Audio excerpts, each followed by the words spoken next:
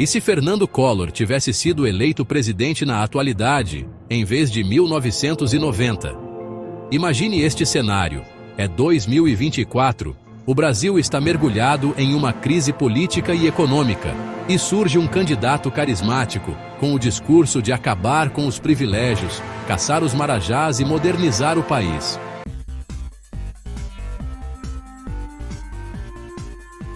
Collor, com sua habilidade inquestionável de comunicação e uma campanha marcante nas redes sociais, consegue convencer os brasileiros de que é a escolha certa para liderar o país. O caçador de marajás do passado se reinventa no presente, transformando-se em um fenômeno digital, com vídeos virais que prometem acabar com a corrupção e transformar o Brasil em uma potência global. Nas urnas, ele vence com folga, apoiado por eleitores cansados de partidos tradicionais e promessas vazias. No dia da posse, Collor discursa com palavras fortes, dizendo que o Brasil precisa de um choque de gestão e medidas corajosas para sair do atoleiro econômico. Ele promete combater a inflação, reduzir a máquina pública e devolver o poder de compra aos brasileiros. O país, dividido entre esperança e desconfiança, observa atentamente os primeiros passos de seu governo.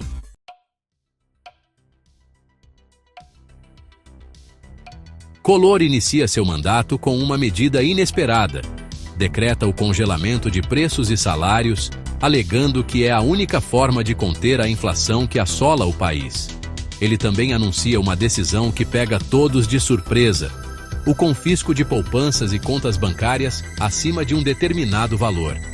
A justificativa: precisamos de um sacrifício coletivo para salvar a economia, declara em cadeia nacional. No entanto, o Brasil de 2024 é muito diferente do de 1990. As reações são imediatas e avassaladoras. Em poucos minutos após o anúncio, as redes sociais explodem com hashtags como Fora Collor, Congelaram meu dinheiro e Go Caos no Brasil. Influenciadores e personalidades públicas criticam abertamente a decisão, enquanto economistas alertam para os efeitos devastadores no mercado financeiro. Bancos registram filas gigantescas de pessoas tentando sacar o que resta de suas contas, mas o sistema está travado. O pânico toma conta do país. E esse é apenas o começo de um cenário caótico. Quer saber como essas decisões impactariam o Brasil moderno e quais seriam as consequências para Collor e sua gestão? Continue comigo, porque as reviravoltas estão apenas começando.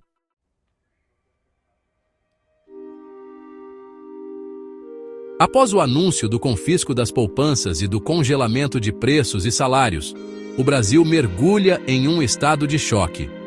Milhões de brasileiros acordam para descobrir que suas economias, guardadas ao longo de anos, estão bloqueadas. O governo promete devolver o dinheiro em parcelas futuras, mas a confiança no sistema financeiro já está destruída. Para os mais pobres, que vivem do dia a dia, o impacto é imediato, sem acesso ao salário ou às reservas. Muitas famílias começam a depender de empréstimos informais e ajuda comunitária para sobreviver. Enquanto isso, empresários enfrentam um dilema ainda maior. Com o congelamento de preços, pequenos e médios negócios ficam impossibilitados de ajustar suas margens para compensar a inflação. Supermercados, farmácias e postos de gasolina começam a operar no prejuízo. Grandes redes anunciam suspensões temporárias de operações, e fornecedores interrompem entregas por falta de pagamento. O resultado? Escassez generalizada de produtos básicos. Nas redes sociais, vídeos de prateleiras vazias, filas quilométricas e protestos se tornam virais. Memes e críticas inundam a internet. Collor, no entanto, aparece confiante em um novo pronunciamento, defendendo que suas medidas são um remédio amargo necessário. Ele compara o Brasil a um paciente gravemente doente que precisa enfrentar a dor para se curar. Contudo, suas palavras pouco aliviam a indignação popular. A situação se agrava rapidamente. O confisco das poupanças retira bilhões de reais da economia, paralisando o consumo e desacelerando o mercado. Com menos circulação de dinheiro, empresas começam a demitir em massa. O desemprego, que já era uma preocupação, atinge níveis alarmantes em questão de semanas.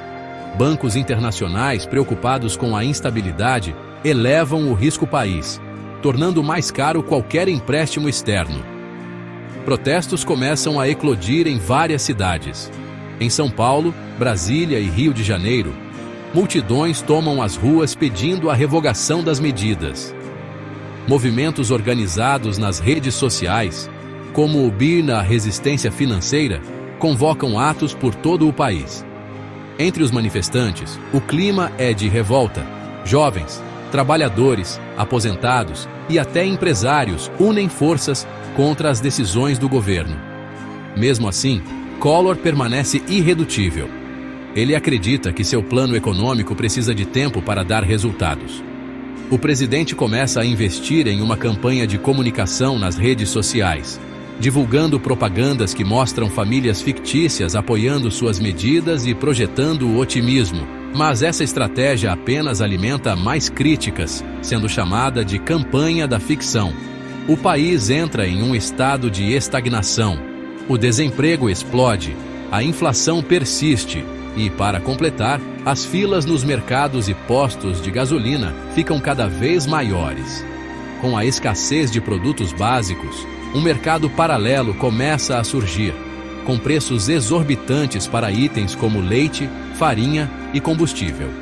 A população, desesperada, busca alternativas criativas para sobreviver, enquanto o governo se torna alvo de críticas internacionais. No exterior, a imagem do Brasil é de um país desgovernado. Investidores estrangeiros fogem, grandes empresas internacionais suspendem operações no país, e organizações como o FMI alertam para o risco de uma crise ainda maior. Mesmo assim, Collor mantém seu discurso de que tudo está sob controle e que o país verá os resultados positivos em breve. Esse cenário é apenas o começo de um Brasil em colapso. Mas como seria a reação das instituições, da mídia e da oposição política a essa gestão desastrosa? Vamos explorar isso no próximo bloco.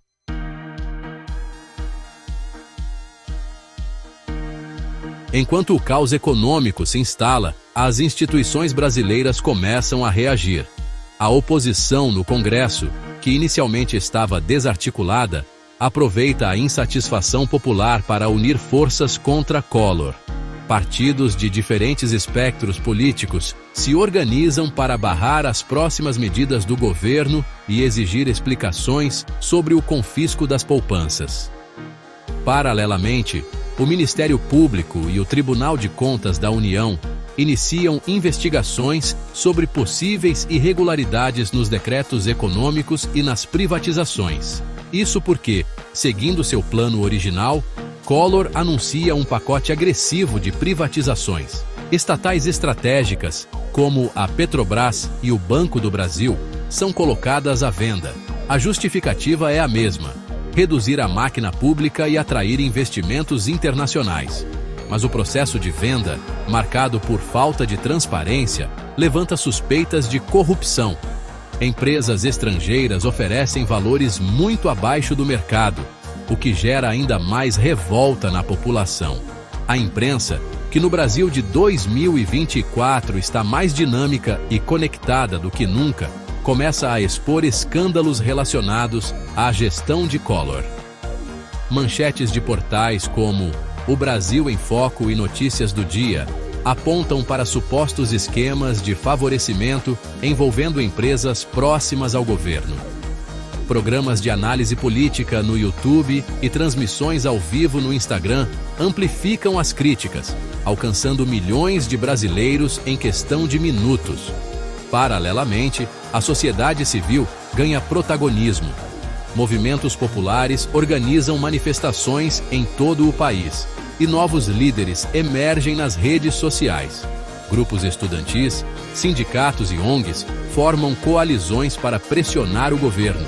Com cartazes, faixas e celulares em mãos, manifestantes documentam em tempo real as ruas lotadas de protestos, transformando as hashtags #MaisZeroImpeachmentJá e #MasDino-Basta-Collor em trending topics mundiais. Enquanto isso, a popularidade de Collor despenca. De um início promissor como o líder da renovação, ele rapidamente se torna o presidente mais rejeitado da história recente. Pesquisas de opinião mostram que mais de 80% da população desaprova sua gestão, e a pressão pelo impeachment aumenta a cada dia. E falando em pressão, você já deixou seu like nesse vídeo? Se está gostando desse mergulho em um cenário hipotético tão intenso, não se esqueça de se inscrever no canal e ativar o sininho para não perder nossos próximos conteúdos. Assim você nos ajuda a continuar trazendo análises profundas como essa. Voltando ao nosso cenário. Diante de tantas críticas, Collor tenta se defender. Ele acusa a oposição de boicotar suas políticas e culpa a mídia tendenciosa por espalhar desinformação. Em uma série de pronunciamentos, o presidente afirma que o Brasil precisa ter paciência, insistindo que os resultados positivos virão com o tempo. Mas sua fala é cada vez menos convincente. A tensão no país atinge o ápice quando surgem denúncias formais de corrupção envolvendo o governo. Documentos vazados revelam que contratos de privatização foram negociados com cláusulas que favorecem grandes corporações internacionais, em detrimento dos interesses nacionais. Os protestos, que já estavam em alta, tornam-se massivos. Estima-se que milhões de brasileiros participem de manifestações simultâneas, superando até os movimentos históricos que derrubaram outros líderes no passado. Com o clima político fervendo e a crise econômica se aprofundando, a permanência de Collor no cargo começa a ser questionada seriamente. No próximo bloco, exploraremos os desdobramentos desse cenário. O processo de impeachment, as consequências para o país e como a história seria reescrita.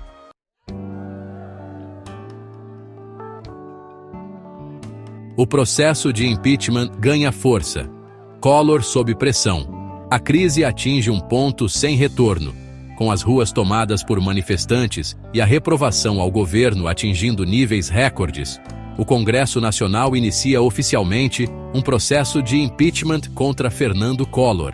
A denúncia, fundamentada nas irregularidades das privatizações, nos decretos econômicos controversos e na quebra de confiança institucional, reúne amplo apoio tanto na Câmara quanto no Senado.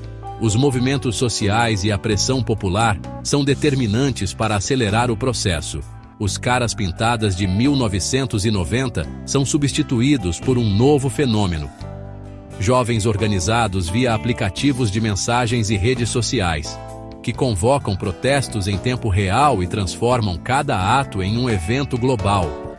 Vídeos dos protestos, feitos com drones e transmissões ao vivo, viralizam, mostrando a dimensão da insatisfação. Collor tenta resistir.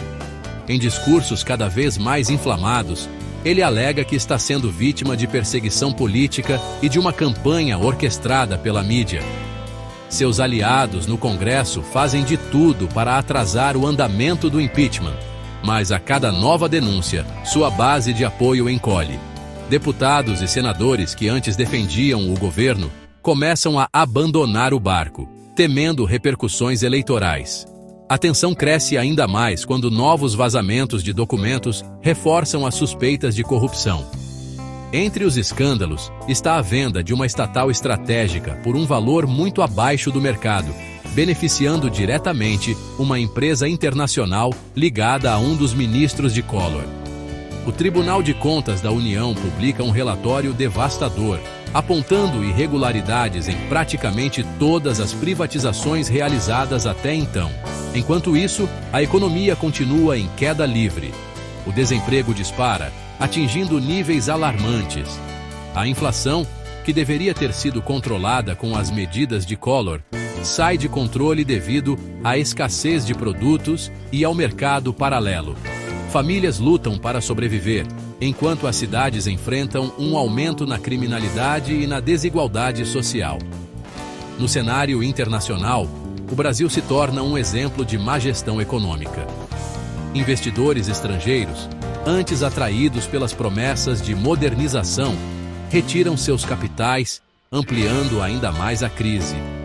Organizações como a ONU e o FMI emitem comunicados, expressando preocupação com a instabilidade no país.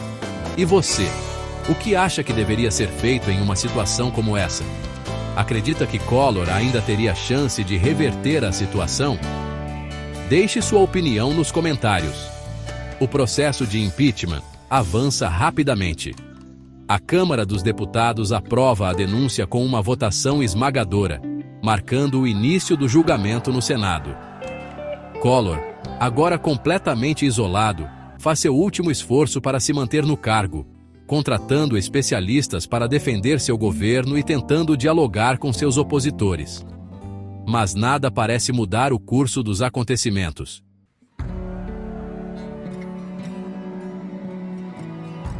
O desfecho do governo Collor, o impeachment e o legado de um colapso.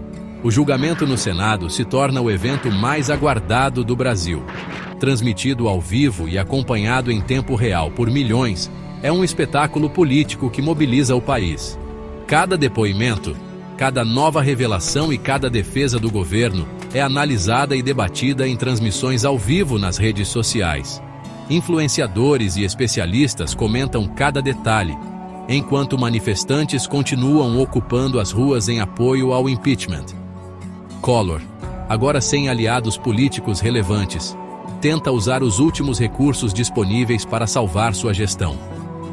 Ele insiste que suas medidas, embora impopulares, eram necessárias para conter uma crise econômica que vinha sendo gestada há décadas.